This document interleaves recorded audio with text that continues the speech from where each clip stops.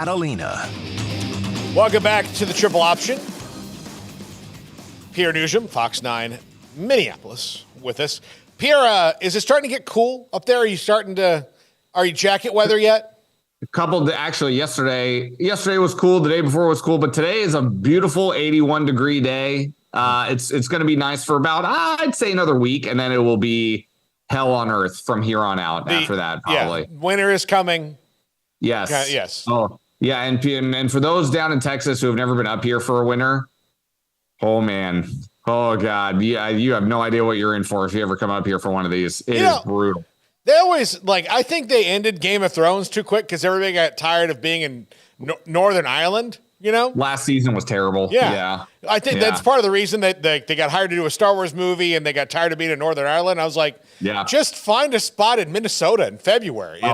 There is no way they would have a hard time doing that. Yeah. No chance. And it all looks the same. There's snow on the ground. It's forest. Who can tell the difference? Yeah. I mean, we've got lakes. They're all frozen. Yeah. Come on. Minnesota, Iceland, same thing. Yeah. Yeah, I don't know. Ireland, whatever. Yeah, wherever they were there. I think it was Northern Ireland, and they just got so tired of it. Because, even on days where, we're not shooting, we're just going to hang out. And they're like, you're just, it's so cold and wet and damp. No. Miserable. Yeah. Misery on those people. I mean, I would actually welcome a dragon blowing fire onto me just so I can get warm. All right, Pierre. This is a segment we call Dude, Why? Which could also be This Week in Coach Speak, but Jay Norvell, in his sit down with ESPN, in anticipation of Colorado and Colorado State, said this: when I talk to grown-ups, I take my hat and my glasses off. That's what my mother taught me. In a direct shot at Deion Sanders, who is always wearing his hat and glasses because that's on brand for him. Mm-hmm. So, my question to Jay Norvell, a coach I greatly respect, would be, dude, why? Look, you're already trying to stop the biggest hype train rolling through the country right now in Deion Sanders. Yep. They have the first two games. Every time you hear about some perceived slight, whether it's Ed Werder or Kendall Briles or Matt Rule praying in the middle of the field, and Shadur Sanders took that as disrespect to a comment that Matt Rule made that could have been traced back to him commenting about Deion.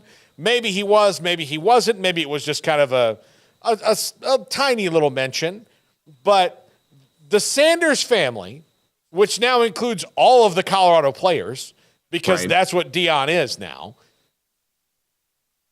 take that in, and any slight, they're going to be like, oh, hat and glasses, huh? Here we go.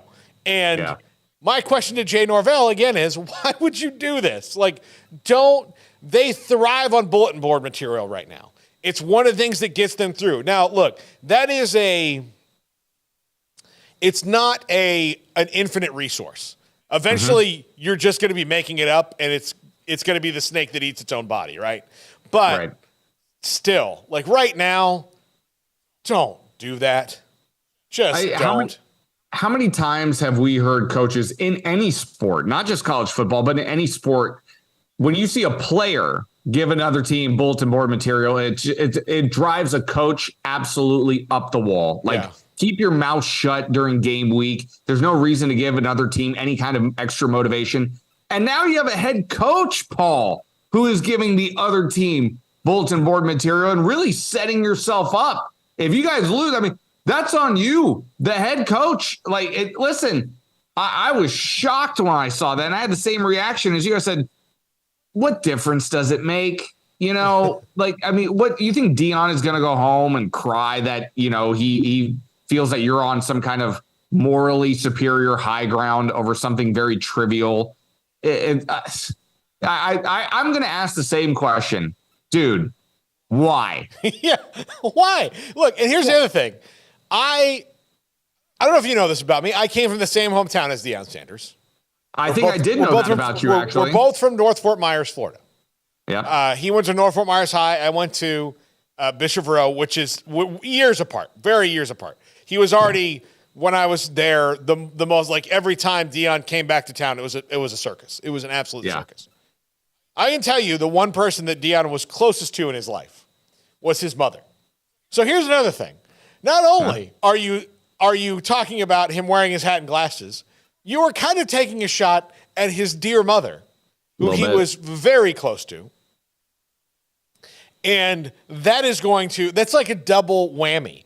And Deion, okay, everybody saw The Last Dance with Michael Jordan, right? You know, the thing I think that was most illuminating to people about it was the little motivations that Michael Jordan used to ruin you. I mean, just absolutely ruin you. Even made up some stuff, as we found out. Just made stuff up out of the air. Yeah. Or, I mean, that would, like, you know, just kind of did that. Yeah, made up some stuff. I don't know what happened, like, between he and Isaiah Thomas, really. I just know that, like, he felt disrespected by Isaiah Thomas one time and kept him off the dream team, even though it wasn't my choice to keep him off the dream team. Like, no, I mean, like, yeah, you didn't pick him. Chuck Daly was the head coach of the Detroit Pistons who coached the dream team. Like, yeah, he would have wanted Isaiah on that team. So, yeah. So, like, you did not have to sign off on it. But it was pretty clear to everybody that you get one or the other. And even Chuck Daly's not dumb enough to go, well, I'd rather have Isaiah than Jordan. So, yeah. So, Deion Sanders is that kind of dude. I think he's a nicer guy than Michael Jordan is. He has a lot more his heart. He's got a warmer heart, I think. Michael is very, like, this. Robotic in a sense, yes. Deion's a little bit different, but he's the same caliber athlete. No doubt. He's the same, like, in the 90s, if you were to list, like, the best American athletes, Deion Sanders is in the conversation with Michael Jordan. I would agree. Michael Jordan might have been slightly more successful when it came to championships and individual notoriety because he was playing in the NBA, which is better about highlighting individual talent than even baseball is. And especially the NFL, which has had a problem for years until recently, really letting its talent all across the board shine. You know, It's been about the Shield beforehand. So Deion and Michael Jordan, same level of athlete. So you don't think that maybe learn something about, like, those guys, because they're like presidents of the United States. There are some do you know why Bill Clinton and George Bush and Barack Obama are friends? Because there are only certain conversations that those three guys can have with each other, right? So they've lived a life that even other politicians haven't lived. So if you're the Speaker of the House or the Senate Majority Leader, you still haven't lived their life. So if you're Michael Jordan or Deion Sanders, there are millions of professional athletes that have been professional athletes that have not lived your life. So they're in a very elite group of people. It's probably about the same number of Deion Sanders and Michael Jordan as the list of American presidents. Like, how many there have been? There's not many. And then you don't know that you don't piss this guy off and you're also not going to beat him at his game. No. Like, you're not going to beat him at that trash talk game. No, and it's a rivalry game on top of it too. And is there anybody in the country right now that thinks that if Deion gets a chance to run up this scoreboard, he's not going to do it? Like, I mean, it could get ugly. If Colorado gets out to an early lead and they keep their foot on the gas, I think that game could get ugly in a hurry. Like, I think it really could. Yeah. I mean, yeah. Look, just like us, Pierre, elite level sports reporters. Well, for me, maybe once a month, maybe I might get on that level. There are only certain, like, some people just can't have conversations like we can. We know some things. Like, you do. Like Bush and Obama sitting around talking about, the time they had to look at the nuclear codes. Same. Without a doubt. Yeah. Without a doubt. I would put us on that level. Yeah. There's no question. Like, it's not like a joint Chiefs meeting, but right there, there are things that just certain people know about that no one does. And poking that bear with Deion seems to be the most ridiculous thing you could do. Yeah. What's the old phrase? Don't tug on Superman's cape. Yeah. What are you What are you doing?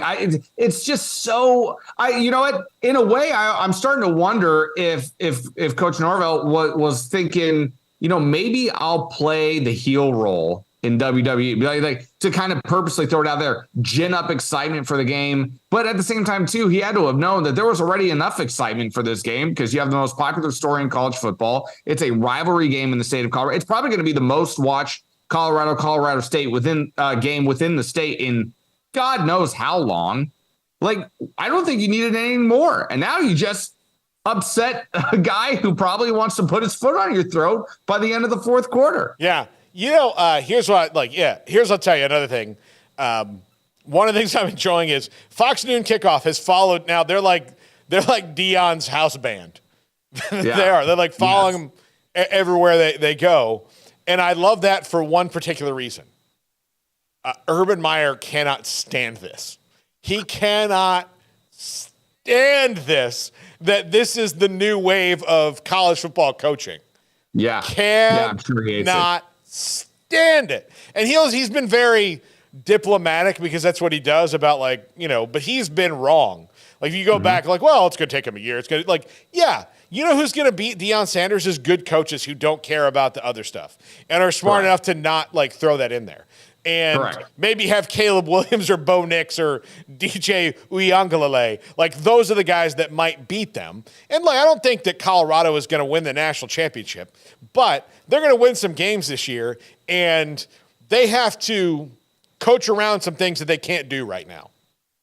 They can't run the ball. They can't really stop anybody like they want to because it's hard to find good linemen, right? But if you can motivate your guys each week on some kind of stupid thing and then you wind up with the win, guess what? You're still a brilliant coach because you have found a way to low light your deficiency.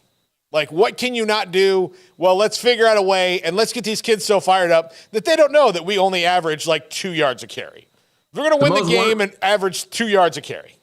Yeah, to me, I think we kind of touched on this last week after we saw Colorado win their opening game. I mean, a dangerous team to me is a team that has fully bought in to what their head coach is preaching. And then going into the game against TCU, nobody picked them to win that game. Yeah. And when you see an immediate I know we live in an instant gratification society, and I didn't think we were going to get instant gratification out of Colorado, but that's what you got. And when you see them get a big time win on the road against a top 25 opponent in the first week, you want to talk about a dangerous team. Now the players all believe. They all believe, and they'll follow that guy through the gates of hell if they had to at this point. And that's a dangerous football team. It absolutely is. So don't, as Jack said, don't poke the buffalo. Right. Correct. Now. Don't do that either. In our next segment, Pierre, what everybody's been waiting for, pick'em and punishments. Garrett and Levi simultaneously. I am as giddy as a schoolgirl. Let's do this.